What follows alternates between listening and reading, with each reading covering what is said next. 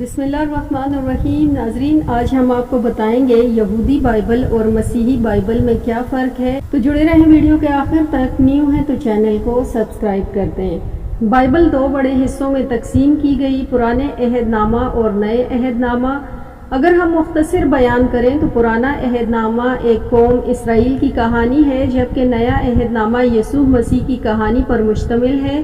پرانا عہد نامہ قوم بنی اسرائیل کی بنیاد اور بقا کو بیان کرتا ہے، اور نئے عہد نامے میں یسوع مسیح کی تفصیل بیان ہوئی کہ نسل انسانی کے نجات دہندہ کی حیثیت سے قربان ہوا، پھر اس نے مردوں میں جی اٹھنے کے ذریعے پرانے عہد نامے کی ان پیشن گوئیوں کو پورا کیا جو اس کی ذات کے بارے میں پہلے سے کی گئی تھی۔ یسوع مسیح بائبل کا مرکزی کردار ہے۔ پرانے عہد نامے میں یسوع مسیح کے بارے میں پیشن گوئیاں کی گئی تھی، نئے عہد نامے میں پیشن گوئیوں کو پورا کیا گیا۔ نئے عہد نامہ تقریباً 400 سال بعد بیت لحم میں یسوع مسیح کی پیدائش کے ساتھ شروع ہوتا ہے۔ اگر ہم عہد نامہ قدیم کی بات کریں تو یہ حصہ کائنات سے تخلیق سے یسوع مسیح سے 400 سال پہلے تک کے واقعات پر مشتمل ہے۔ اس میں یسوع مسیح سے پہلے کے پیغمبروں کی تحریر کردہ صحائف بھی شامل ہیں۔ عہد نامہ جدید میں یسوع مسیح کے رسل کی طرف سے لکھے گئے خطوط اور ان رسل کے واقعات شامل ہیں۔